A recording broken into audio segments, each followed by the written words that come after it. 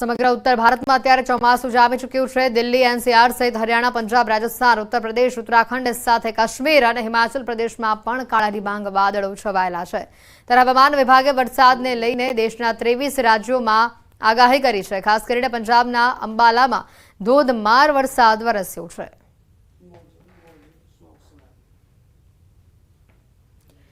દિલ્હીના ગુરુગ્રામની તસવીરો પણ અહીંયા સામે આવી રહી છે। આ વિસ્તારમાં પણ ભારે વરસાદ ખાબકતો જોવા મળ્યો। ધોધમાર વરસાદના પગલે ઠેર ઠેર જળભરાવાની સ્થિતિ સર્જાઈ છે।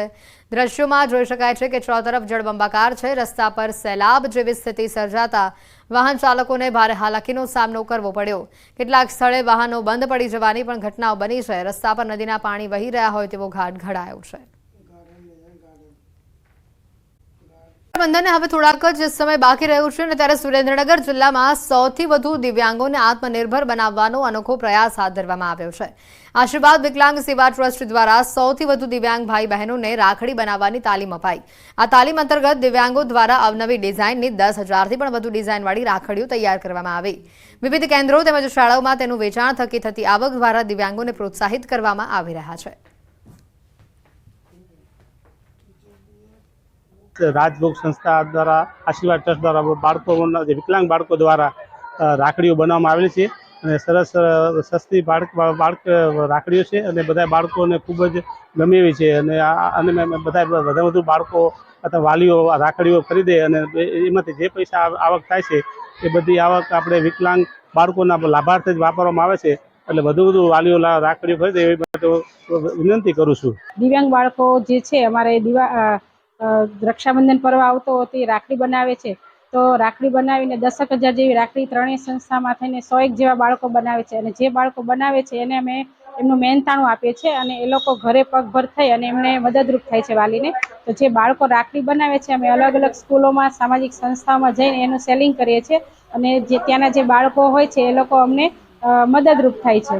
આ મુખ્ય શું હેતુ છે આ રાખડી બનાવવાનો કે બાળકો જે કંઈ બનાવે છે તો એનાથી એમને મહેનતાણું મળે અને એમના વાલીને એ લોકો પૈસા કમાઈને આપીને પગભર છે એવું સમાજમાં ઉપયોગી થઈ શકે। ઉપાસના વિકાસ વિકલાંગ દિવ્યાંગ બાળકોના કેન્દ્ર દ્વારા સ્વસ્તિક સ્કૂલમાં રાખડી વેચાણનું કામ રાખેલ છે।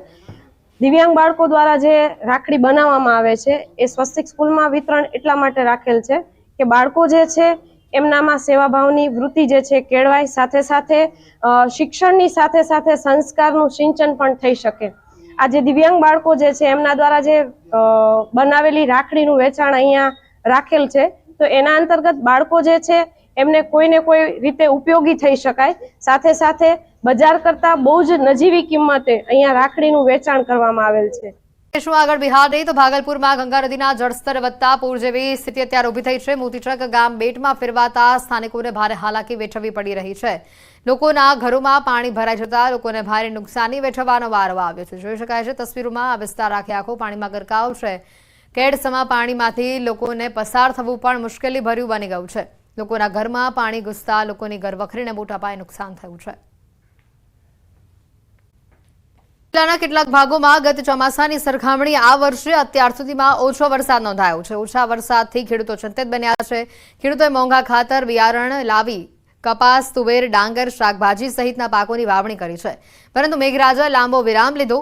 ઓછા વરસાદને લઈને શાકભાજીમાં ઈયળોનો ઉપદ્રવ થતા ખેડૂતોને ભારે નુકસાની વેઠવવાનો વારો આવ્યો છે। ઓછા વરસાદને લઈને નદી, નાળા, તળાવ ખાલી છે। મેઘરાજા મન મૂકીને વરસે તેવી ખેડૂતો કુદરત પાસે આશા રાખી મીટ માંડીને બેઠા છે। જો કે જિલ્લા ખેતીવાડી વિભાગના અધિકારીના જણાવ્યા અનુસાર હાલ જિલ્લામાં 1,63,000 હેક્ટરનું ખેડૂતોએ વાવેતર કરેલું છે, જ્યારે ગત વર્ષે 1.74 લાખ હેક્ટર જમીનમાં ખેડૂતોએ ચોમાસાની ખેતીનું વાવેતર કર્યું હતું। મારો પાક લગભગ નિષ્ફળ જવાની ભીતિ છે।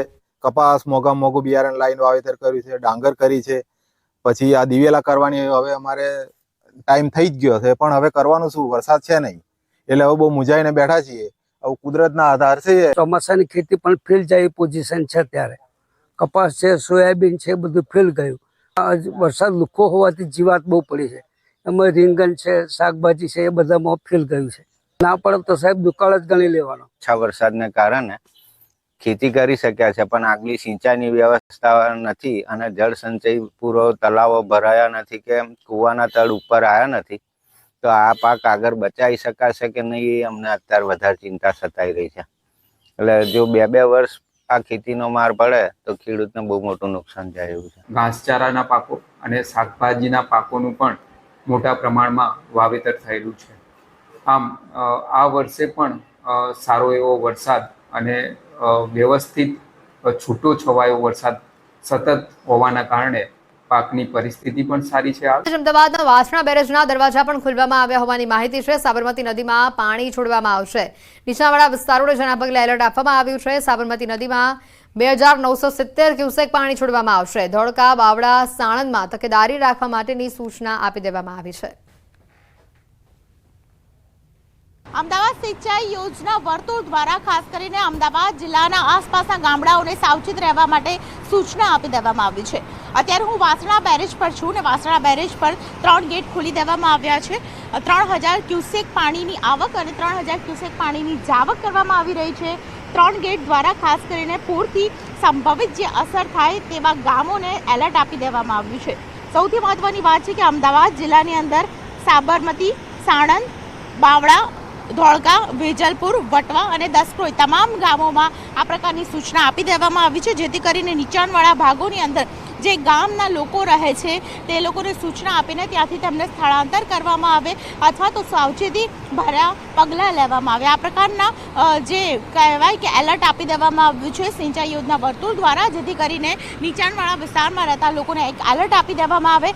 ઉપરવાસમાં જે વરસાદ પડ્યો અને તેને કારણે સાબરમતીમાં નવા નીર આવ્યા છે, પરંતુ આ નવા નીરની સાથે જે પાણી છોડવામાં આવી રહ્યું છે તે કોઈની માટે અસરગ્રસ્ત મોટી અસર ન પામે તે માટે વિશેષ પ્રકારે તકેદારીના ભાગરૂપે ખાસ કરીને એક્શન મોડમાં તંત્ર છે અને તેની સાથે તેમને એલર્ટ પણ આપી દેવામાં આવ્યું છે. કેમેરા પર્સન પંકજ બકવાણા સાથે દીપિકા કુમાર, ન્યૂઝ 18 ગુજરાતી, અમદાવાદ. આજથી તસવીરો આવી રહી છે સામે. પાટણના હારીજ તાલુકામાં વિરામ બાદ ધીમી ધારે વરસાદનું આગમન થયું છે. શહેર સહિત ગ્રામ્ય વિસ્તારોમાં વરસાદી માહોલ જામેલો જોવા મળી રહ્યો છે. હારીજ, બોરતવાડા, જુનામાકા, સરવાલ સહિત ગ્રામ્ય વિસ્તારોમાં વરસાદ જોવા મળ્યો છે. ધીમી ધારે વરસાદ વરસ્યો છે. આ વિસ્તારમાં વાવેતર કરેલા પાકોને આ વરસાદ ખૂબ જ ફાયદાકારક રહેશે તેવું જગતના તાત જણાવી રહ્યા છે. રાજ્યના ઘણા ભાગોમાં છૂટાછવાયા વરસાદી ઝાપટા વહેલી સવારથી જોવા મળી રહ્યા છે. રાજધાની દિલ્હીમાં વરસાદી માહોલ જામેલો જોવા મળી રહ્યો છે. ગાજવીજ અને ભારે પવનની સાથે મેઘરાજાની પધરામણી થઈ છે. ધોધમાર વરસાદ થતા વાતાવરણમાં ઠંડક પ્રસરી છે. દિલ્હીની તસવીરો. ભારે વરસાદ હાલ દિલ્હીમાં પણ જોવા મળી રહ્યું છે. ધોધમાર વરસાદ વરસતા વાતાવરણમાં ઠંડક પ્રસરી છે. પૂરના શાહપુરામાં છેલ્લા 3 દિવસથી વરસાદી માહોલ છે. ભારે પવનની સાથે અનેક વિસ્તારોમાં ધોધમાર વરસાદ પડી રહ્યો છે. રસ્તા પર વરસાદી પાણી ફરી વળતા વાહન ચાલકોને હાલાકી વેઠવવાનો વારો આવ્યો છે.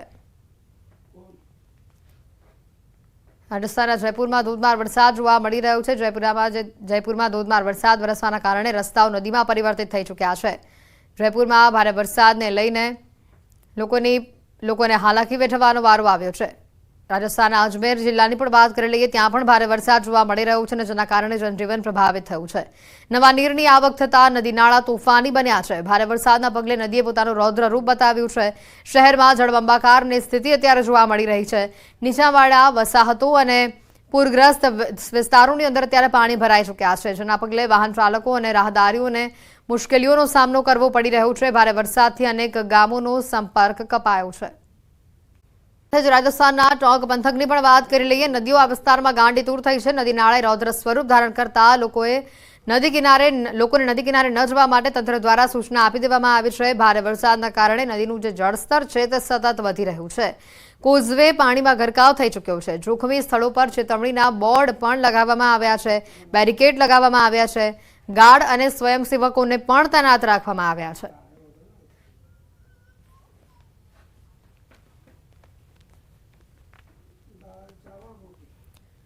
સાથે રાજસ્થાનના ધોલપુરમાં પાર્વતી નદીમાં ઘોડાપૂરની સ્થિતિ ઊભી થઈ છે. ભારે વરસાદના પગલે પાર્વતી નદીનો પ્રવાહ વધતા પુલ પાણીમાં ગરકાવ થયો છે.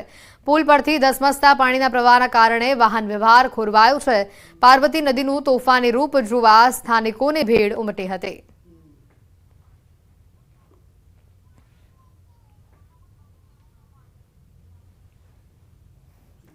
પાર્વતી નદી પરનો આ પુલ જે આખે આખો પાણીમાં ગરકાવ થઈ ચૂક્યો છે, છતાં પણ લોકો બાઇક લઈને આ રસ્તા પરથી પસાર થતા જોવા મળી રહ્યા છે. કેટલાક લોકો એકબીજાનો સહારો લઈને ચાલતા આ રસ્તા પરથી પસાર થતા જોવા મળી રહ્યા છે. મોટી સંખ્યામાં પાર્વતી નદીના આ રૌદ્ર સ્વરૂપને જોવા માટે આસપાસના લોકો પણ ઉમટ્યા હતા. ધોલપુરમાં પાર્વતી નદીમાં હાલ ઘોડાપૂરની પરિસ્થિતિ જોવા મળી રહી છે. વરસાદ ખાબકતા વારાણસીના 85 ઘાટ ગંગામાં ડૂબી ગયા છે. યુપીના 12 જિલ્લામાં પૂર જેવી પરિસ્થિતિ છે. વારાણસીમાં કાશી વિશ્વનાથ કોરિડોરની સીડીઓ સુધી ગંગાનું પાણી પહોંચી ચૂક્યું છે અને જેના કારણે બાબા વિશ્વનાથ ધામના ગંગા દ્વાર સહિત 3 દરવાજાથી પ્રવેશ બંધ કરી દેવામાં આવ્યો છે. આ તસવીરો તમે જોઈ શકો છો. કમરથી ઉપરના પાણી આ વિસ્તારમાં ભરાઈ ચૂક્યા છે. 85 ઘાટ ગંગામાં ડૂબી ગયા છે.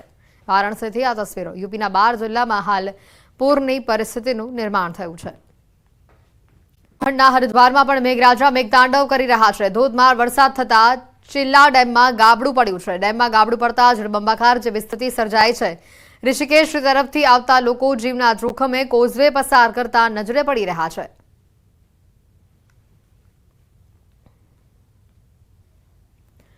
ઉત્તરાખંડથી આ તસવીરો. લોકો જીવના જોખમે કોઝવે પસાર કરતા જોવા મળી રહ્યા છે. કોઝવે પરથી પાણીનો જે પ્રવાહ વહી રહ્યો છે, આ વિસ્તારમાંથી જે રીતે કોઝવે પર પાણી પસાર થઈ રહ્યું છે, લોકો જીવના જોખમે બાઇક લઈને ચાલતા રસ્તો પસાર કરતા જોવા મળ્યા.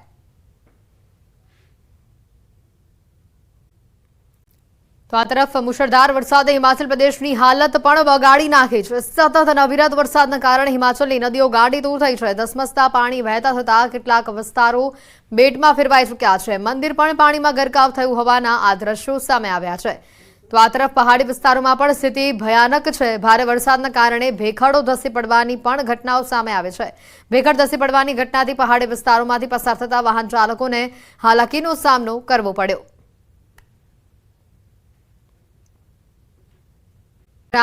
સિરમૌર જિલ્લામાં છેલ્લા કેટલાય કલાકોથી સતત અનરાધાર વરસાદ જોવા મળી રહ્યો છે અને જેના કારણે જનજીવન અહીંયા પ્રભાવિત થયું છે.